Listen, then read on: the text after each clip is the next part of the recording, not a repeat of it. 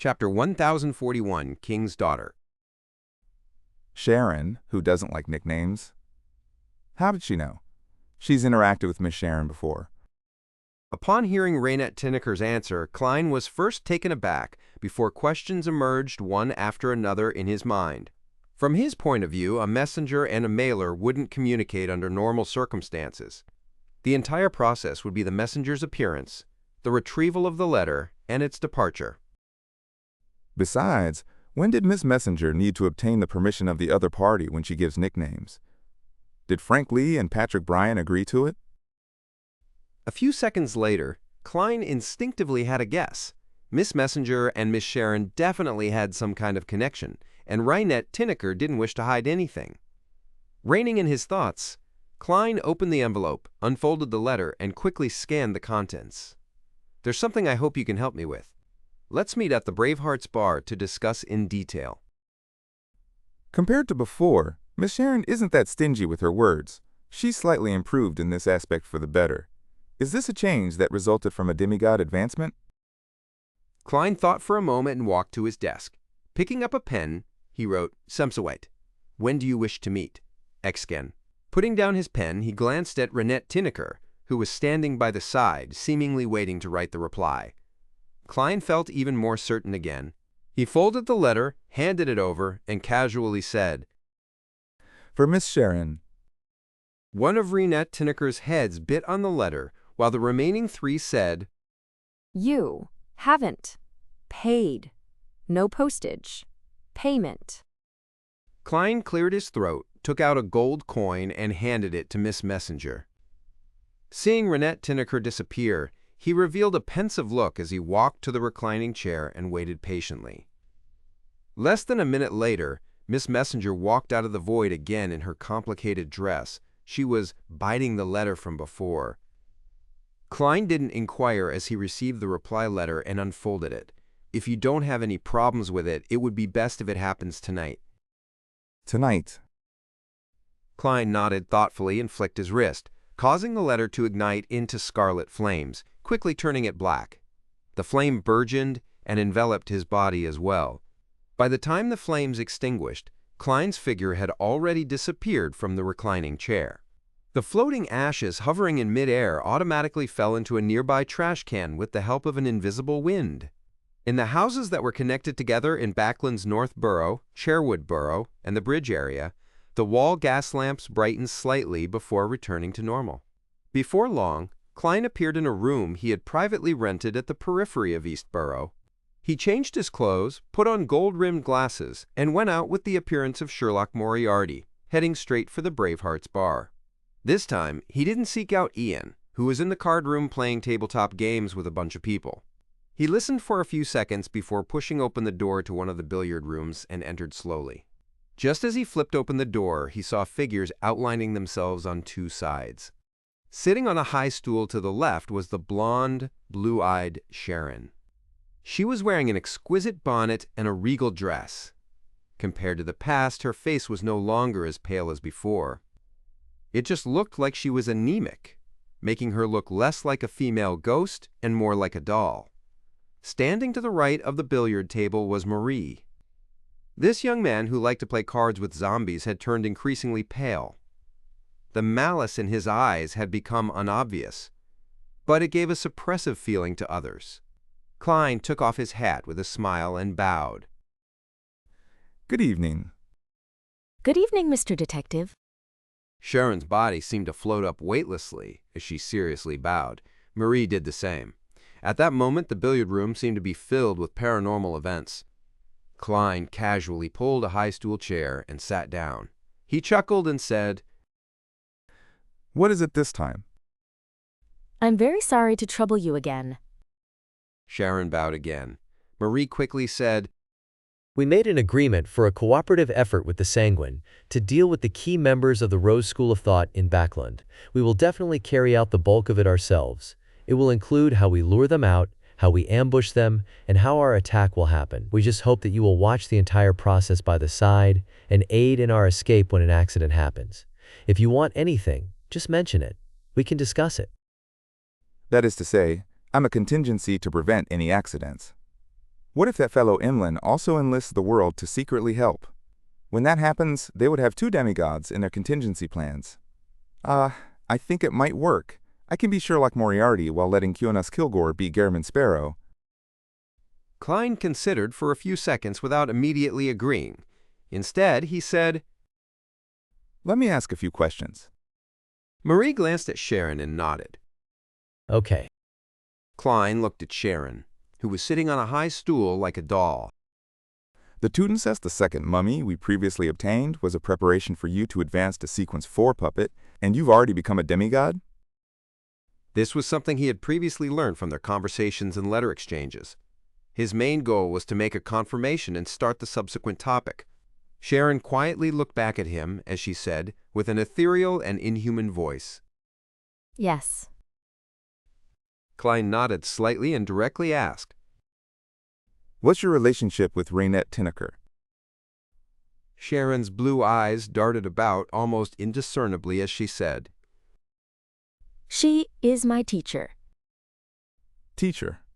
She. Miss Messenger was originally an angel. I'm actually using an angel as a messenger. Isn't that too exaggerated? She is even Miss Sharon's teacher. It probably wasn't that simple when she requested to be my messenger. From the looks of it, she definitely isn't on the same side as the Mother Tree of Desire. Miss Messenger signed the contract with me because the Mother Tree of Desire was coveting me. No, that she is bound to be my enemy. It's no wonder Miss Sharon was able to obtain the puppet potion formula and the corresponding ingredients with the help of her teacher. Although Klein already had some guesses, he nearly drew a gasp. He felt his head aching. In the blink of an eye, although his expression remained the same, countless thoughts were bubbling in his mind. As his thoughts raced, Klein decided to ask another question. He wanted to use the process of Miss Sharon's or Marie's replies to calm his emotions. He deliberated and said, What's the exact situation? This time it was still Sharon replying. Compared to Horemic's mechanical dolls, she appeared more lifeless as she calmly said, Early in the 5th epoch, death perished. There was resistance stirring against the Balam Empire in places like the southern continent's Star Highlands and Paz Valley. During this process, the chained god appeared, and the Rose School of Thought was born. My teacher was originally the daughter of the ruler of the local highlands, but she later became the Blessed of the Chained God, assisting her father in establishing the Highlands Kingdom. Later on, she became a Sequence 2 angel, one of the leaders of the Rose School of Thought. She advocated temperance and using austere and few desires to resist the madness in life. About 922 years ago, the son of God, Sua, was born. Everything began to change as the indulgence and bloody rituals gradually took over the dominating faction. At first, Teacher was barely able to maintain it, preventing the temperance faction from being affected. However, as time passed, the influence of the Mother Tree of Desire grew. Sua also successfully advanced a few years ago, becoming a true abomination. An internal war broke out.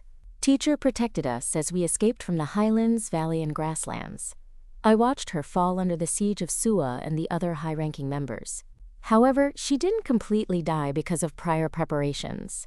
She resurrected in a special state in the spirit world, and now yearns to complete her body. Is that so?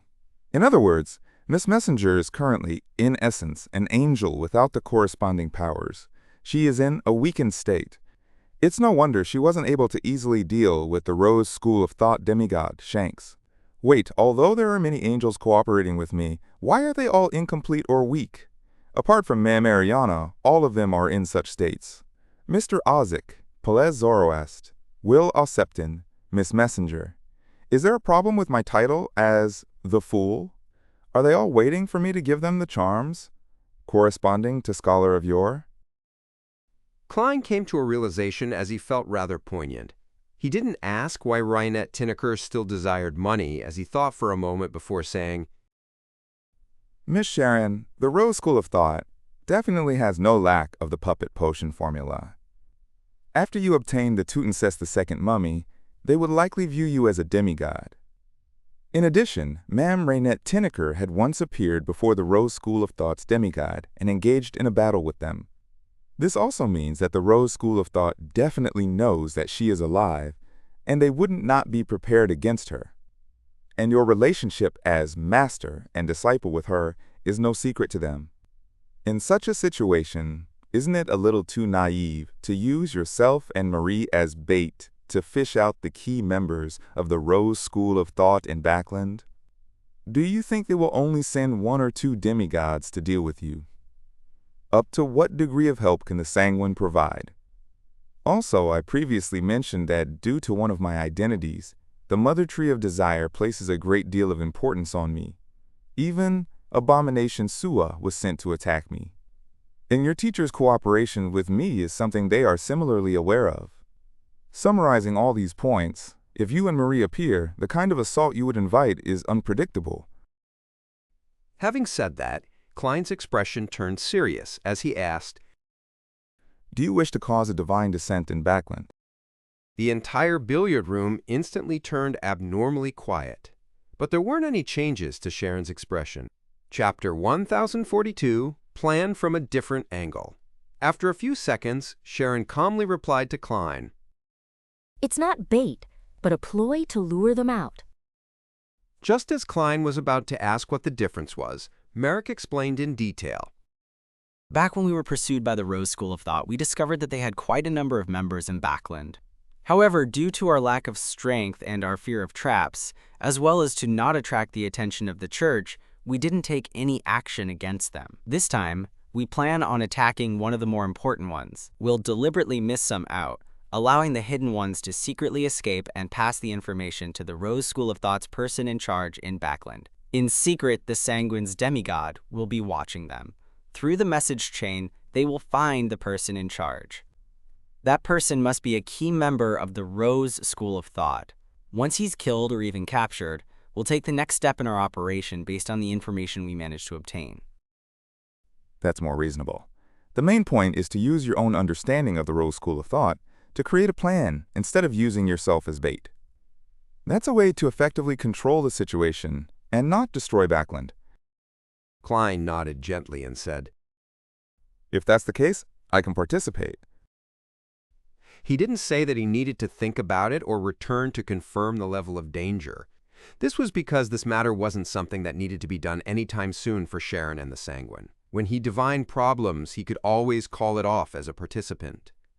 Merrick's standing posture relaxed as he asked, What kind of payment do you need? Klein smiled. If there aren't any accidents the entire time, I wish to receive 1 instance of free assistance from Mam Raynette Tinnaker. If I have to involve myself in the operation, I can always add the condition of having priority on the spoils of war. You can discuss this with Mam Raynette Tinnaker before writing to tell me the answer. In fact, he was still a little puzzled. He believed that with such a plan there was no need to seek him out. With Miss Messenger hiding in the shadows, it was enough to prevent any accidents that Sherlock Moriarty could deal with.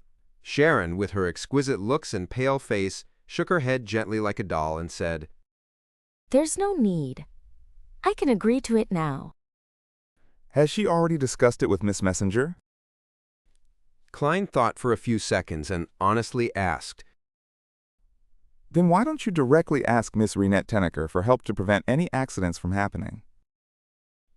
Sharon's hair remained motionless, as though bound tightly by the petite bonnet. She replied in an ethereal and fleeting voice, She doesn't wish for the Sanguine to discover her existence.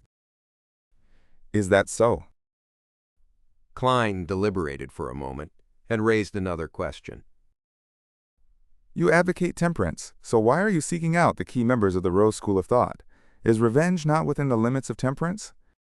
Sharon looked at him with her blue eyes and said, In recent decades, the Rose School of Thought has been trying its best to let the Mother Tree of Desire descend into the real world. This will bring about an unimaginable disaster. In addition, Teacher also desires her body to be complete. If the Mother Tree of Desire were to descend into the real world, it would be an unimaginable disaster for me. However, what has this got to do with the completeness of Miss Messenger's body? Her body was once torn apart and is being held by different key members of the Rose School of Thought? Or can the body's high-sequence beyonders of the same sequence and their characteristics be made into a part of her through some ritual? Klein mumbled inwardly as he probed. Is abomination sequence 1 of the mutant pathway? Then what are sequence 2 and sequence 3? He had asked Miss Sharon the first question before, but he had only received a vague answer. Sharon answered without any hesitation.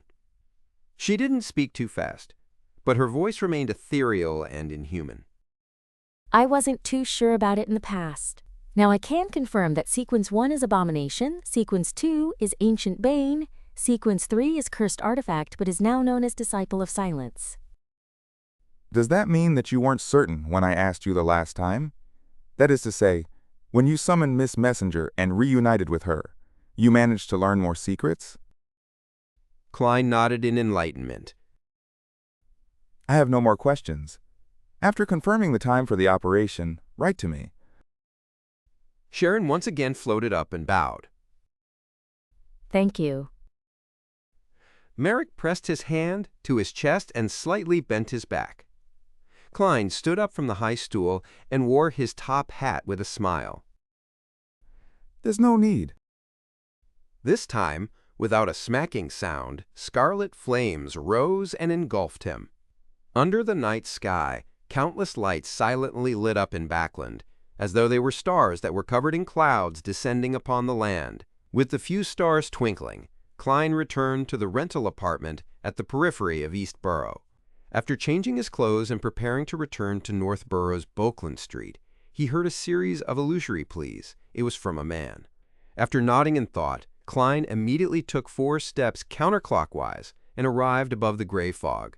He extended his spirituality towards the constantly expanding and shrinking crimson star. As he expected, this corresponded to the moon Emlyn. The vampire, who has already become a viscount, prayed sincerely. Honorable Mr. Fool, I wish to apply for a mini-gathering that includes me, Mr. Hanged Man, Ma'am Hermit, Miss Justice, Mr. World. To Emlyn, these people are the Tarot Club's representatives in intelligence, experience, and knowledge. Poor Leonard. Klein chuckled silently as he leaned back into his chair and agreed to Emlyn's request. Above the grayish-white fog, inside the ancient palace, 5 dark red beams of light appeared on both sides of the long bronze table, forming different figures. Audrey greeted everyone before asking with interest. Mr. Moon, has the Sanguine's plan been finalized? Emlyn surveyed the area and frankly said, Yes, the detailed plan is this. Through 2 Temperance faction members who escaped from the Rose School of Thought. He recounted the plan Sharon had described to Sherlock Moriarty from a different angle to the World Gearman Sparrow and Company. When he was done, he said, If we can obtain effective information, we Sanguine plan on seizing the opportunity to launch a surprise attack on the Rose School of Thought's headquarters. We hope to take an important item from them. Catalea asked curiously. What important item? This was an item that could spur an ancient faction into an attempt on attacking a secret organization's headquarters. It definitely wasn't simple. Its importance might even exceed that of an ordinary angel, stronger than some Grade 0 sealed artifacts. Emlyn didn't hide anything. It's a holy artifact left behind by our Sanguine ancestor. I'm not sure what particular accident led to the Rose School of Thought obtaining it. This time, Klein, who was acting as the World Gearman Sparrow with his true body, had key points flashing through his mind. Then, together with his understanding of many secrets, he quickly had an unconfirmed theory. A holy artifact left behind by Lilith. In the hands of the Rose School of Thought, the Sanguine has placed great importance on it. That might be the key to the Mother Tree of Desire's ability to intrude and control part of the Moon Domain's authority. This is something Miss Sharon and the others didn't mention. The Sanguine have kept things from them as well, and have quite great ambitions. Yes, I can't use ambition to describe them. That ancestor Lilith, whose identity is unknown, seems to have foreseen the chaos from the situation and the coming of the apocalypse. Therefore, the Sanguine was made to change its style and become more proactive, so as to have more things to rely on. This is the acquisition of a lifebuoy in preparation for the apocalypse. Klein didn't say a word as he listened silently. The others were also taking in the important information that the moon had revealed, and Alger was no exception. He pondered for a few seconds before saying, "In other words, you Sanguine will be hiding in secret this entire operation and won't be targeted by the Rose School of Thought?" Emlyn answered rather casually. Yes. The Sanguine's plan was jointly decided by Duke Ulmer and Marquis Nibbs, as well as a few earls in Backland. Many problems had undoubtedly been brainstormed and reconsidered. Regardless, even if a pig were to live for more than 1 millennium, it would definitely gain a certain level of wisdom and experience. Alger nodded slightly. "I have another question. How are you so sure that the Backland person in charge of the Rose School of Thought is only a saint? There might be more demigods or even an angel hiding. You should know very well that the situation in Backland is very complicated. It's not impossible for the Rose School of Thought to increase the number of powerhouses it has to plot certain matters. If that's the case, you will end up resembling thieves who wish to steal something, only to storm right into Civileus Yard." Civileus Yard was another name for the Backland Police Department. Emlyn became more relaxed. This time, Duke Ulmer will personally watch over the entire process. Even if the Rose School of Thought's angel descends, we can easily escape. In addition, no matter which side, they're not actually willing to create an intense conflict in Backland. Without any crushing advantage, or the confidence to not cause a huge commotion, they will naturally cease any fighting. Upon hearing his answer, the corners of Kalea's mouth curled up indiscernibly as she warned, To Beyonders who aren't demigods, even a slight clash between angels would produce aftershocks that are enough to destroy them. Emlyn snapped out of his state of drowning in pride from experiencing the potency of the Sanguine. He was momentarily at a loss for words. At this moment, Audrey's eyes darted around as though she was thinking of something. Mr. Moon, what do you need to do in this plan?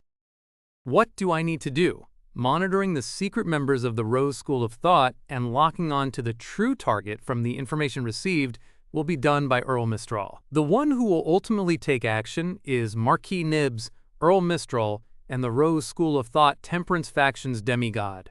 Duke Ulmer will be the one monitoring in secret to prevent any accidents. My only job is apparently to contact that wraith named Merrick and maintain communications between both parties. The more Emlyn thought about it, the odder his expression became. It seemed like there was nothing for him to do, or at least nothing particularly important. Chapter 1043, each having their own plans. Emlyn, male, blinked as he leaned back in his chair. He spoke unhurriedly, and with a hint of a smile, he answered Miss Justice's question. What I need to do is very simple. My role is to ensure that both parties can complete the collaboration successfully. That means you don't need to participate in the battle, right? Audrey, female, had originally wanted to press with such questions, but after sizing up the moon, she reflected on the words said and said with a faint smile. Since that's the case, there's only one thing you need to do to ensure your own safety. Makes sense. I can't affect myself because of this matter. Anyway, there's nothing that needs my assistance. I'm not in charge of the risky parts of the operation. I'll later rent Lemano's travels and spend money to get the world to record a few pages of teleport. My safety will basically be guaranteed. Emlyn, male, thought for a few seconds and said with a nod, Excellent suggestion. As there were no other members of the Tarot Club participating in the Sanguine's hunting operation and wasn't under their control, the private mini-gathering quickly ended and the participants returned to the real world. Klein wasn't in a rush to leave. After his figure disappeared, he appeared in the Fool's Chair again and beckoned for the unshadowed crucifix and the Marauder Pathway mystical item, Broken Finger. At that moment, the surface of the two grayish-white tweezers that resembled the polishing of finger bones had produced a piece of gravel that sucked all the light around it, making it look pitch black. It slowly swirled and gathered as though it was trying to form a new shape. As for Broken Finger, the grayish-white color had turned transparent as it reflected some light, producing tiny holes. The unshadowed crucifix can actually slowly purge the Beyonder characteristics from mystical items and sealed artifacts, and let them combine together. Of course, the premise is that there's a power similar to the mysterious space above the gray fog to suppress it, allowing it to willingly make contact with items with Beyonder characteristics. Klein nodded in satisfaction. At this moment, the grayish-white broken finger suddenly began to belt out in a fervent voice. Oh, my son, praise you. Praise the sun. As the tweezer-like object sang, a cracking sound emitted from it, as though it would shatter into pieces at any moment. But this did not affect its praise of the sun. Klein gaped at the scene, momentarily at a loss for what expression to show. After a few seconds, he sighed. He separated the unshadowed crucifix and broken finger and threw them to the corner of the junk pile in different spots. He then suppressed the former using the powers of the gray fog. Then he prepared to leave and return to the real world. At this moment, the point of light, which represented the fool's only believer, emitted ripples of light as the sounds of stacked prayers were heard. Klein reined in his thoughts and extended his spirituality over. Immediately, the scene of Danitz, male, praying in his room surfaced before his eyes as a corresponding voice echoed in his ears. Honorable Mr. Fool, your faithful servant wishes you to pass the following words to Gehrman Sparrow. According to my captain, there are many items at sea that's rumored to belong to Vice Admiral Ailment, but without any exception, they're all fake. And ever since she was injured after that assault, this pirate admiral has placed great care in the secrecy of her course and seldom plunders. The last time her ship appeared was 2 months ago at Theros Island west of the Berserk Sea. Later, it cruised into the massive ocean, her whereabouts unknown. The foreign object in Anderson's male stomach is now controlled to some degree and is separated from his body to a certain extent. It won't be able to penetrate his flesh for a very long period of time. There are 2 ways to completely resolve this latent problem. One is to seek the help of the Sun Pathways Sequence 4 Unshadowed. However, this has quite a high possibility of cleansing most of his Beyonder characteristics. The second is to find the Hunter Pathways Sequence 4 Iron-Blooded Night Potion formula. Through the help of the ritual and ingredients, he can directly absorb the foreign object. Anderson, male, is inclined toward the latter choice.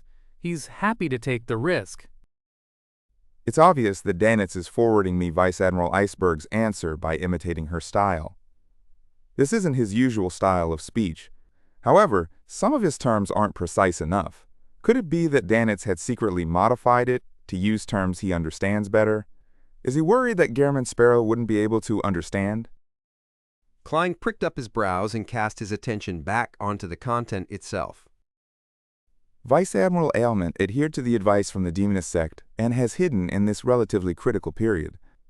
If that's the case, it's basically impossible to capture her in a short span of time. In 1 or 2 months' time, perhaps the matter will completely blow up, and I wouldn't have a need to seek her out. I'll first send Danitz to look for her and keep some hope. My focus will be on finding Demonist Trissy. I have a way to contact her, and can consider using the excuse of working together to deal with Saintess of White Katarina to make her meet with Gehrman Sparrow. I'll see if I can control her and use her to fish out Katarina. Oh, the elimination of Anderson's latent problem has 2 solutions, both of which I can help with. Since he's inclined toward taking risks by advancing to absorb the foreign object, I don't have to worry about using Danitz to promote the option of leasing the unshadowed crucifix to him. That's good. At least I don't have to worry about the crucifix given by Adam creating some nasty chemical reaction with the foreign object Adam left in him. As for the potion formula for Iron-Blooded Night, with how Anderson had played an important role in luring in Zangwill, it's not like I can't give it to him. The foreign object in his stomach is Adam's payment. I can't directly bestow it to him, since he isn't a believer of the Fool. Gehrman Sparrow has no reason to give him something at such a high level. Amidst his thoughts, Klein quickly made a decision. He conjured the world Gehrman Sparrow and made him take on a prayer stance. In the fog sea, on the golden dream, bang! The wooden door was pushed open and slammed heavily into the wall. Amidst this loud commotion, Anderson, male, who had been flipping the pages of a book, looked at Danitz, male, who was standing by the door with his usual expression. There's a very good mission for you. With a cloak draped over his shoulders, Danitz, male, raised his chin and chuckled. Anderson, male, sized up the pirate opposite him and TSKED. You seem to be very smug. Huag, what's the mission? Danitz, male, glanced at Anderson, male, and said, Accompany me to Theros Island and help me seek out Vice Admiral Ailment's whereabouts.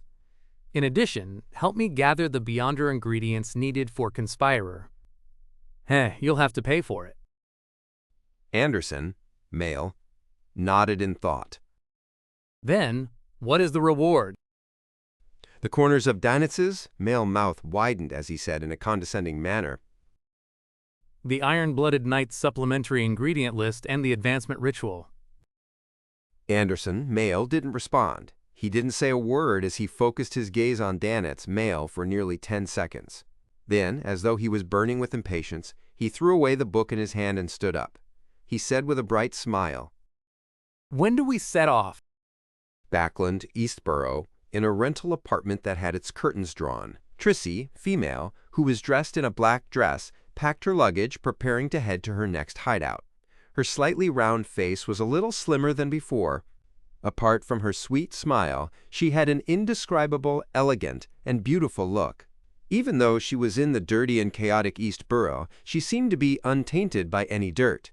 Trissy, female, didn't immediately pick up her black suitcase.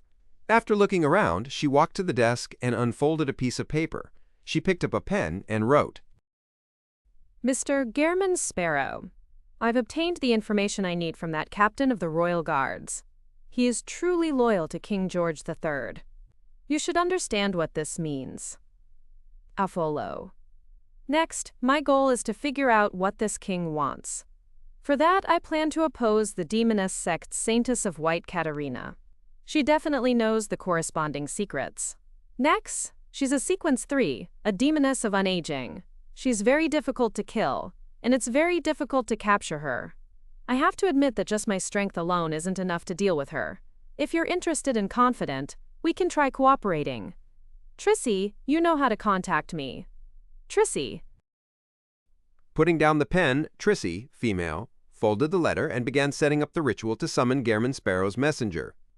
She had only written to the crazy adventurer now because she was worried that he would lock onto her hiding spot with the help of his messenger and then teleport over, bringing help to launch an assault. Therefore, she waited until she was about to move, before making the attempt. Although Trissy, female, wasn't sure what Gehrman Sparrow's motives were and couldn't determine if he would launch a surprise attack on her, out of habit, she chose the most reliable method for her, just to be safe. After handing the letter to the messenger, I'll leave and wait for Gehrman Sparrow to contact me. I'll try not to meet him until we begin taking action. I wonder what faction is hiding behind him. I have to focus on mobilizing and using him, and not to trust him too much. This is indeed troublesome, but it's sufficiently safe. As Trissy, female, thought, she ended what she was busy with and took 2 steps back. Looking at the candlelight, she chanted in ancient Hermes. I summon in my name. The spirit that wanders about the unfounded, the friendly creature that can be subordinated, the messenger that belongs to Gehrman Sparrow.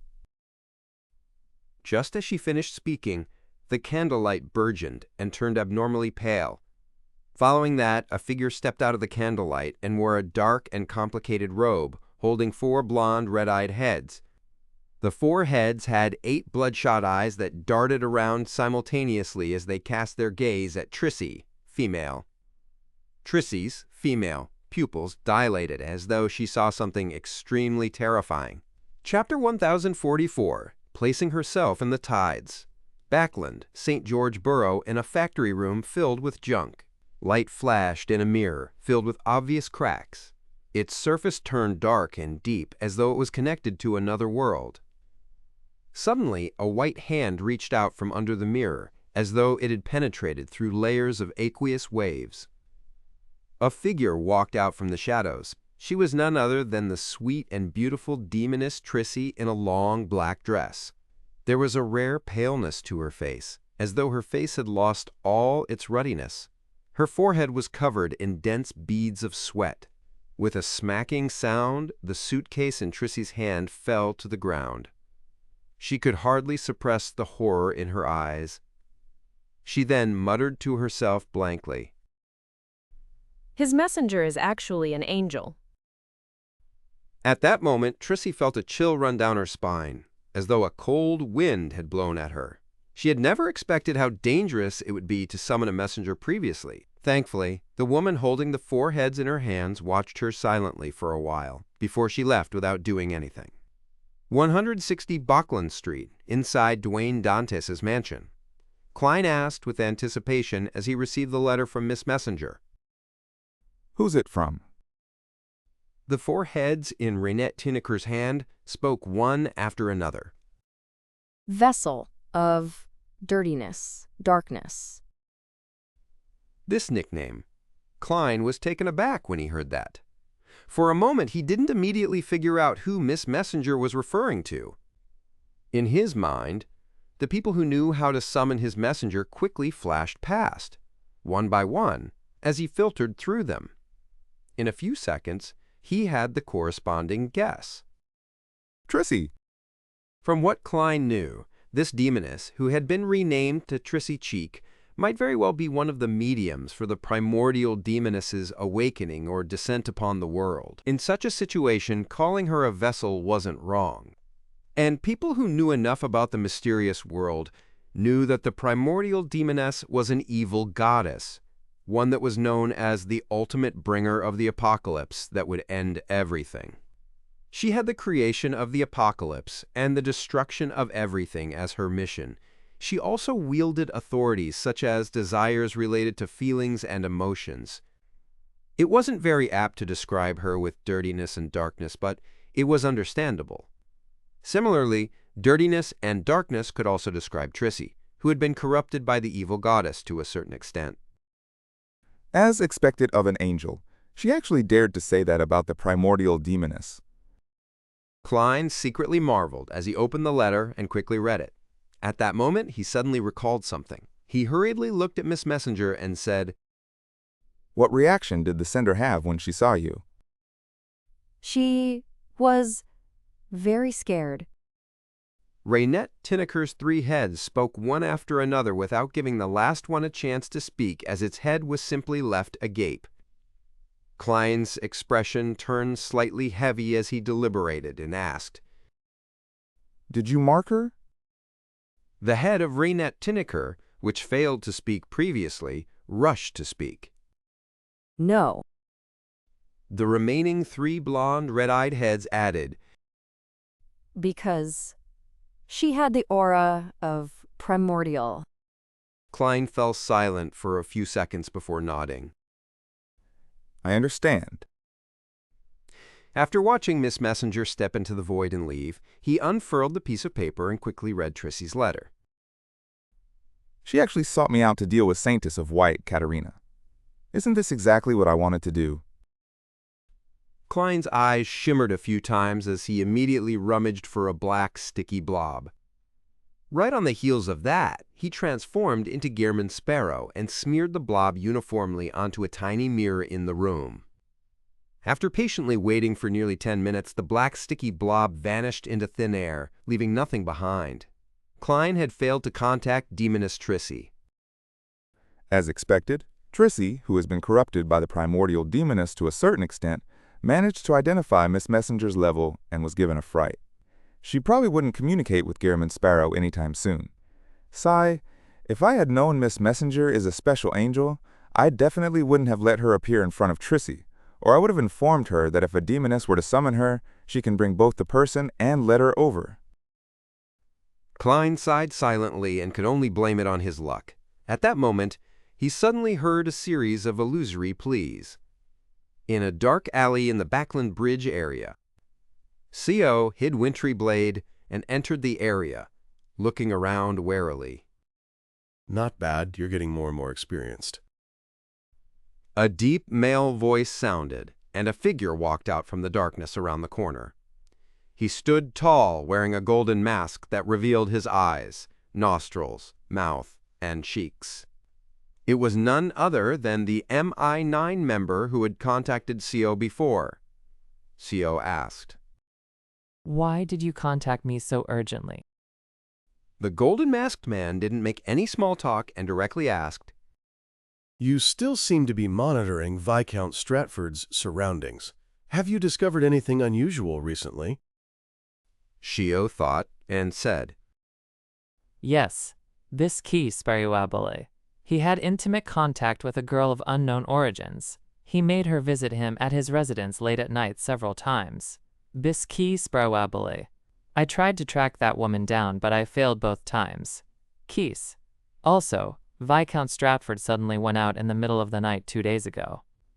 I don't know where he went, because I didn't manage to follow him." The golden masked man tersely acknowledged this as he went deeper into the details. Shio answered according to the details she had seen back then. She only concealed the fact that she had met Charmaine in the carriage and how she had followed Viscount Stratford all the way outside the warehouse. Not bad. Your persistence was rewarding. The golden masked man nodded slightly. He didn't seem to doubt what Shio had said. He sighed and said, With this, your contributions to us will increase significantly. To be frank, if this continues, you'll soon be able to accumulate the contributions needed for the Sequence 6 potion. However, before that, there will definitely be a strict examination. And with your background, it will fail the examination without a doubt. After all, I know it very well. Actually, there's no need for you to seek the truth. I know that this was the motivation for you to persist in continuing the mission regarding Viscount Stratford. But my personal suggestion is to put the matter aside. With your current sequence and abilities, it's enough to let your mother and brother lead a very good life. Don't worry, no one will cause you trouble. And if you wish to continue persisting, I cannot guarantee what will happen. Although Shio had already expected such an explanation, she was helpless in resisting her emotions and throbbing heart. She blurted out a question. "Who exactly are you?" The golden masked man said with a smile, I'm just an ordinary mid-sequence beyonder. You might not know that the post of Captain of the Royal Guards has the corresponding authority in MI9. It's equivalent to a deputy director that handles matters related to the royal family. Back when your father was alive, I was his subordinate and had received his help in various aspects. After his passing, I, who didn't commit any wrongs or hide any matters, was removed from the core of MI9. See, I'm only responsible for informants on the outside, like you. Upon saying that, the golden masked man sighed. Her father helped him a lot, so after he recognized Shio, he deliberately made her become an informant under him. With the extent of his power, he provided her some help. He had a family of his own and his own life, so he couldn't take excessive risks or do anything too dangerous for her. Let's do this. I'll help you get the potion formula for Judge. Afterward, stop your contributions and your pursuit to advance your sequence. Do something that will improve your life. As for what you want to do or plan to do in private, I don't know, nor do I want to know. Shio fell into a daze.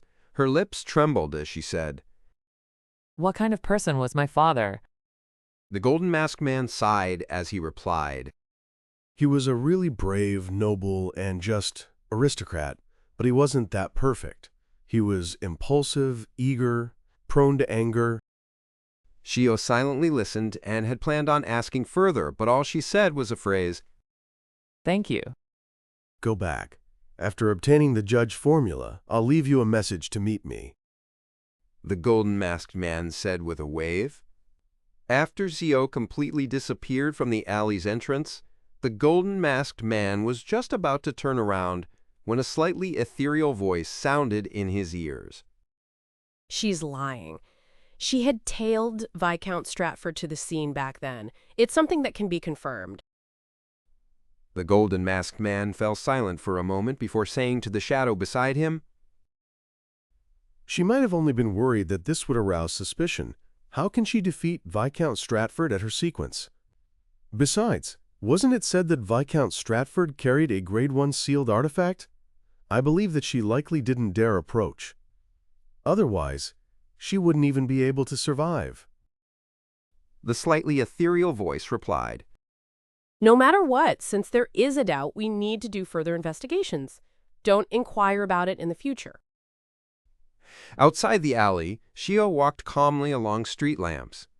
She deliberately didn't mention that she had followed Viscount Stratford. This wasn't to hide the truth, to clear herself of suspicion, or to not invite trouble. In fact, that was contrary to her true motives. Before the Tarot Club, her plan was to say that she had followed Viscount Stratford to a particular warehouse in the dock area. Outside, she was scared off by a terrifying hurricane. This was more convincing and made it less prone to suspicion. However, after knowing that this matter piqued the world Gehrman Sparrow's interest, she secretly changed her mind and decided to use her explanation to garner suspicion. She felt that if she wanted to investigate the king's secret at her level, it might take another 3 to 5 years, or even longer. Perhaps there wouldn't be any hope forever, but with the world's help, success was a possibility. As such, she was willing to bear the risks and place herself right in the middle of the tides. And today, before meeting the golden-masked man from MI9, she had prayed to Mr. Fool so that he could inform the world Gehrman Sparrow of her thoughts. Chapter 1045, Dreamwalker. Above the endless gray fog, in the magnificent and ancient palace. With one hand holding the unshadowed crucifix and the other holding the sea god's scepter, he was observing the real world through the crimson star that represented judgment. In his spiritual vision, apart from the short Miss Show and the golden-masked MI9 officer, there was another person hidden in the dark alley. This was a man in his 30s. He didn't have any special features, and he looked like the typical Loanese man from the mid-north area. Not only did he blend into the shadows, but he also had the characteristic of automatically making people dismiss his existence. If he weren't above the gray fog and had true vision, Klein suspected that even he wouldn't be able to discover the person if he were there in person. He would only be able to outline the person with his spiritual intuition when the person took any abnormal actions. Hiding in the shadows with psychological invisibility. Half of it depends on an item, while the other half depends on his sequence. In conclusion, this isn't a demigod. That's right. In the eyes of the king's faction, Miss Zio is only a sequence 7 and doesn't have any notable mystical items. If the matter concerning Viscount Stratford was really related to her, there must be a mastermind behind her, or even a faction. In this situation where there are undercurrents surging about, letting a demigod who might know too much perform the investigation might throw them into a trap. And if a demigod who knows little of the situation were to do it, there might be a chance that the information to be leaked to the 3 churches and result in an impetus for them to be investigated. In this case, a sequence 5 or sequence 6 beyonder with trustworthy strength, while also not knowing too many secrets due to his limitations in rank, is an excellent choice. Klein silently said to himself, giving up the thought of teleporting over his Gehrman Sparrow to capture him. He couldn't get any useful information for now. He decided to wait patiently, waiting for the situation to change. Of course, it wasn't possible for him to continue monitoring from above the gray fog. If that happened, his physical body in the real world would be defenseless for prolonged periods of time. An accident would be disastrous. Hence, he created a batch of charms and handed it to Judgment, the Magician, and the other Tarot Club members. They were to immediately activate the charms if the situation deteriorated. That way, they could receive the help of the world. This would be simpler than directly reciting the honorific name of the Fool to get him to forward the information. This was inspired from the Evernight coat of arms that the ascetic leader of the Church of Evernight, Ariana, had provided him. It was equivalent to a solidified ritual that pointed to him. From a mysticism angle, the principle wasn't complicated. The difficulty needed in carrying out the ritual was that the target could react upon receiving the news from a distance away. This was to mean that for a limited distance, a sequence 3 saint was fine, but for unlimited distances, it needed to be at the angel level. As a newly advanced demigod, Gehrman Sparrow was able to allow the charm to be useful because, when he made it, he used the corresponding honorific name and symbol of sea god Calvetua, and with the help of the gray fog, he could respond throughout the world. It sounded a little complicated, but simply put, he had made use of his other identity's level. As for the materials used for the charms, they were mostly tin, extremely easy to obtain and cheap. In the Backland Bridge area, Shio had both hands in her brown jacket pockets as she strolled leisurely along the streets. Under the light of a street lamp that was quite a distance away, her expression was relatively calm, but she was unusually tense. The hands in her pocket either held the handle of the wintry blade through a hole, while the other was holding onto a charm made of tin with some force. That was the summoning charm provided by the world Gehrman Sparrow. As she walked, she made several detours without suffering from any ambush. The night remained quiet and tranquil. Initially, she was worried that the king's faction would be able to openly capture her through MI9 or other official organizations and bring her back for an investigation. In this case, summoning Mr. World would only lead him into an extremely awkward and dangerous situation. It was equivalent to being at odds with all the official factions in Backland. But later, she realized that such a development wouldn't occur. This was because her existence would be exposed to the three churches.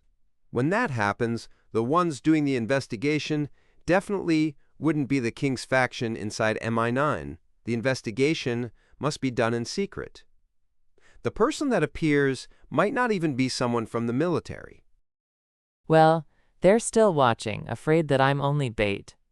Mr. World said not to trouble him if we can resolve it ourselves.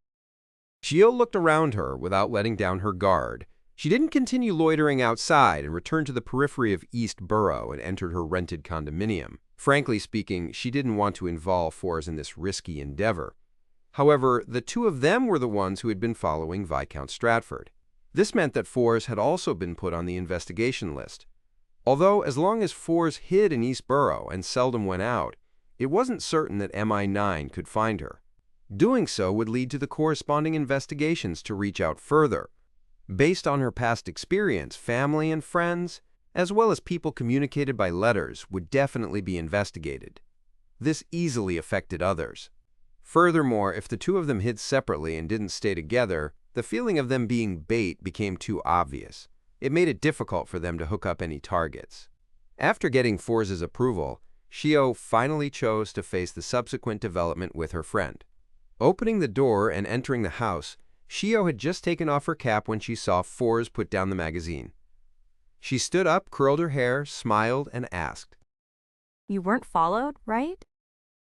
This was a secret signal that the two of them had agreed upon ahead of time. On the surface, it showed their concern about being followed, but they were actually asking if they had been investigated. No. Shio shook her head seriously. Fours didn't continue this topic. Instead, she went on and on, grumbling about how she couldn't buy any good tea leaves or alcoholic beverages in the vicinity.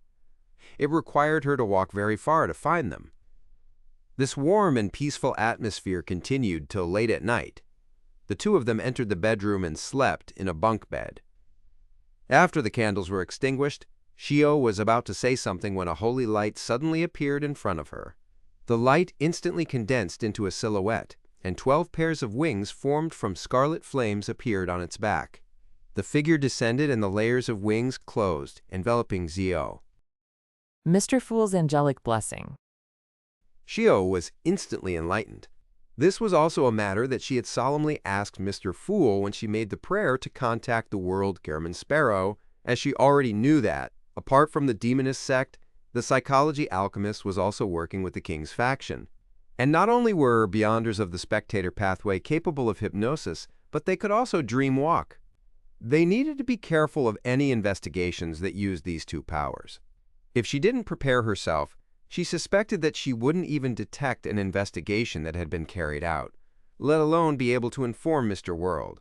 Everything quickly calmed down. Shio opened her mouth and said to Fours, who was sleeping in the bunk beneath her, Good night. Good night. Fours didn't react in time, as though she was almost falling asleep. This made Shio realize that she had also received the angelic blessings. Time ticked by, and the two fell asleep. Nemekaz. After an unknown period of time, the dazed Shio suddenly snapped awake, aware that she was dreaming. Right on the heels of that, she felt something shadowy floating in the dark sky, and all kinds of thoughts from deep within her heart surged out to form a dream. These thoughts were mainly things that she had been most keenly aware of recently, including the night she barged into the warehouse and attacked Viscount Stratford. At first, Yo was a little frightened. She wanted to wake up from her dream, but no matter how hard she tried, she couldn't extricate herself from that state. It was as though she was still in a dream even when she opened her eyes. She quickly calmed down and tried to control those thoughts, only to realize that it wasn't difficult. Thus, the memories of the attacks on Viscount Stratford were buried.